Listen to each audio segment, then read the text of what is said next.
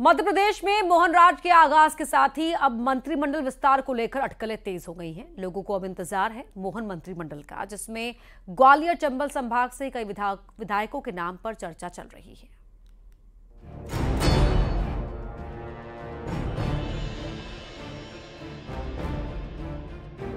मध्य प्रदेश में नई सरकार के बाद अब मंत्रिमंडल को लेकर चर्चा तेज हो गई है। इस बार ग्वालियर चंबल से जीते विधायकों को मंत्रिमंडल में शामिल होने की उम्मीद है। इससे पहले चंबल इलाके से 2 फेज सीएम की चर्चा में थे, लेकिन उनकी आस पूरी नहीं हो पाई। ऐसे में अब मंत्रिमंडल को लेकर जीते हुए विधायकों को पार्टी से उम्मीदें हैं। सबसे पहले बात उनकी करते हैं जो सबसे आगे हैं।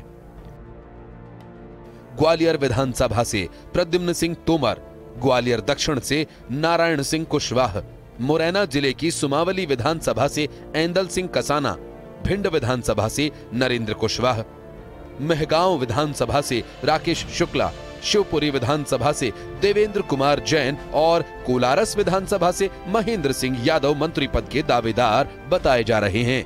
इसके अलावा करेरा विधानसभा से रमेश खटीक, गुना विधानसभा से पन्नालाल शाक्य और अशोकनगर जिले से मुंगावली विधानसभा से ब्रजेंद्र सिंह यादव भी मंत्री पद की रेस में हैं। बीजेपी के कई नेता ऐसे भी हैं जो कांग्रेस के बड़े नेताओं को हराकर विधानसभा पहुंचे हैं। ऐसे में ये नेता भी मंत्रिमंडल के लिए बड़े दावेदार माने जा रहे हैं। भितरवार विधानसभा से मोहन सिंह राठौड़ ने कांग्रेस के पूर्व मंत्री और 4 बार के विधायक लाखन सिंह को हराया। लाहौर विधानसभा से अमरीश शर्मा उर्फ गुड्डू साल 1990 से लगातार विधायक और नेता प्रतिपक्ष गोविंद सिंह को हराया है। पिछोर से प्रीतम लोधी जीते हैं। ये सीट कांग्रेस का अभेद किला मानी जाती थी, लेकिन चूंकि पहले भी ग्वालियर चंबल संभाग को अच्छा प्रतिनिधित्व मंत्रिमंडल में मिला था, तो इस बार भी मुझे लगता है कि अच्छा प्रतिनिधित्व मिलेगा। और इस अंचल का निवासी होने के नाते मेरी अपेक्षा भी है, मेरी आशा भी है और आग्रह भी है कि इस क्षेत्र के विकास के लिए मंत्रिमंडल पर्याप्त स्थान यहाँ से मिले। उधर कांग्रेस का कहना है कि ग्वालियर चंबल में कामयाबी के बाद उम्मीद थी कि बीजेपी यहां से सीएम बनाएगी, लेकिन ऐसा हो नहीं पाया। अब उम्मीद ये है कि मंत्रिमंडल में ग्वालियर चंबल को अच्छा प्रतिनिधित्व मिलेगा। जी, उम्मीद तो मुख्यमंत्री की भी थी। ग्वालियर से नरेंद्र सिंह तोमर जी थे, सिंधिया जी थे। काफ़ी आशा थी कि ग्वालियर चंबल क्षेत्र से कोई मुख्यमंत्री होगा तो कुछ डेवलपमेंट होगा, क्योंकि पिछले 20 सालों में ग्वालियर चंबल क्षेत्र लगातार अन्य क्षेत्रों से पिछड़ता जा रहा है। अब नए मुख्यमंत्री बने हैं, नए मुख्यमंत्री है तो उम्मीद की जाती है कि ग्वालियर चंबल से भी नए लोगों को मौका दिया जाए। ग्वालियर चंबल अंचल से साल 2020 में 9 मंत्री बनाए गए थे, जिनमें 4 कैबिनेट मंत्री और 5 राज्य मंत्री शामिल थे। 2018 की तुलना में इस बार बीजेपी ने ग्वालियर चंबल में रिकॉर्ड 18 सीटों पर जीत दर्ज की है। ऐसे में यहां से 7 से 10 मंत्री बनाए जा सकते हैं। हालांकि फैसला आलाकमान को करना है। सुशील कौशिक, न्यूज़ 18, ग्वालियर। वहीं लाडली बहनों ने एक बार फिर पूर्व मुख्यमंत्री शिवराज सिंह चौहान को भावुक कर दिया। शिवराज सिंह चौहान गुरुवार शाम को विदिशा के बाढ़ वाले गणेश मंदिर में दर्शन करने पहुंचे थे। जैसे ही उनके वहां पहुंचने की जानकारी लगी, मंदिर में भीड़ उमड़ पड़ी। बड़ी संख्या में महिलाएं मौके पर पहुंची और शिवराज तुम राज करो, हम तुम्हारे साथ हैं के अलावा बहनों का भाई कैसा हो, शिवराज भैया जैसा हो के नारे लगाने शुरू कर दिए। इसके बाद महिलाएं शिवराज सिंह से लिपटकर रोने भी लगी। आप तस्वीरों में देख ही पा रहे होंगे कितनी भीड़ यहाँ पर है। शिवराज सिंह चौहान भी भावुक हो गए और उनकी आंखों से आंसू छलक गए। 2 तस्वीरें आपके टीवी स्क्रीन पर देख सकते हैं, कैसे वो अपने बाजू से अपने आंसुओं को पोंछ रहे हैं, चश्मा हटाते हैं, आंखों से आंसू पोंछते हैं और महिलाएं उन्हें घेरे हुए हैं।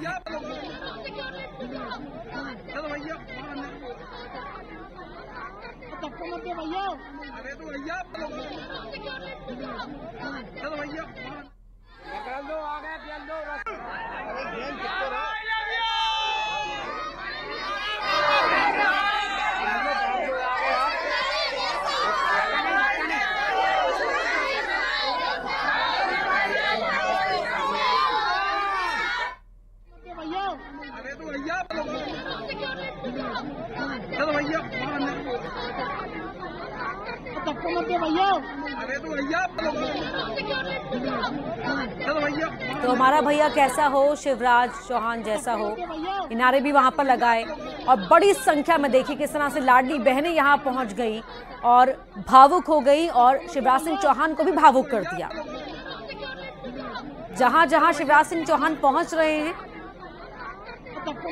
उनके प्रति अपना आदर जाहिर करने के लिए तमाम जो स्थानीय महिलाएं हैं वो भी पहुंच जाती हैं और अक्सर इस तरह की तस्वीरें देखने को मिलती हैं।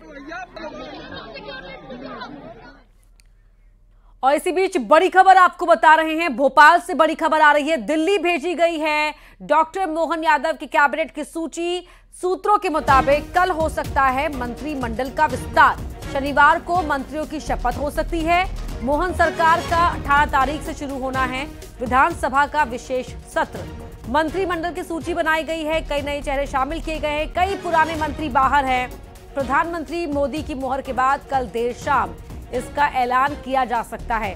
कुछ नामों को लेकर अभी भी पार्टी के अंदर खींचतान जारी है। बड़ी खबर आपको बता रहे हैं, मंत्रिमंडल में कई नए चेहरों को मौका दिया गया है, कई पुराने लोगों को बाहर किया गया है और अभी इसे मंजूरी के लिए दिल्ली भेजा गया है।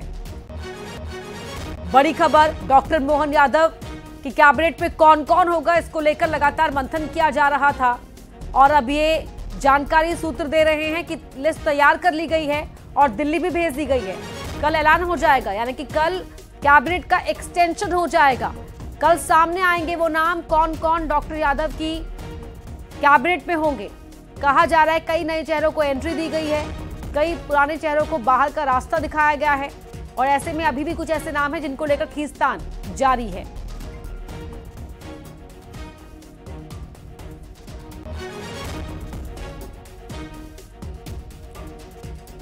और हमारे साथ न्यूज 18 मध्य प्रदेश छत्तीसगढ़ के इनपुट एडिटर सुधीर दीक्षित जी जुड़ रहे हैं भोपाल से।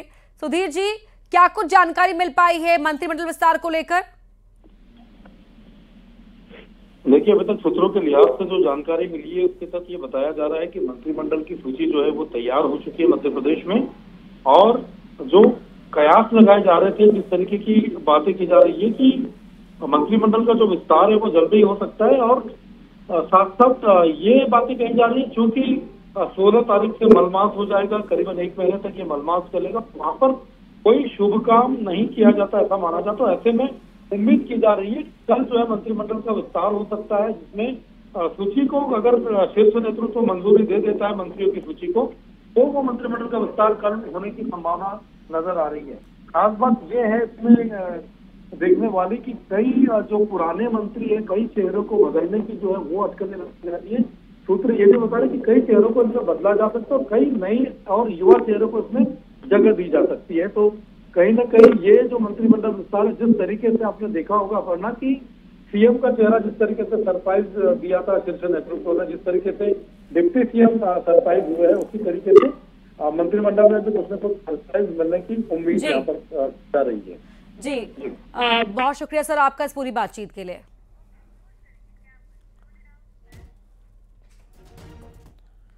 तो इसी के साथ खबर असरदार में फिलहाल मेरे साथ इतना ही। खबरें लगातार जारी हैं, खबरों के सिलसिले को आगे बढ़ाएंगे। मेरे सहयोगी पुनीत, जुड़ी रहिए।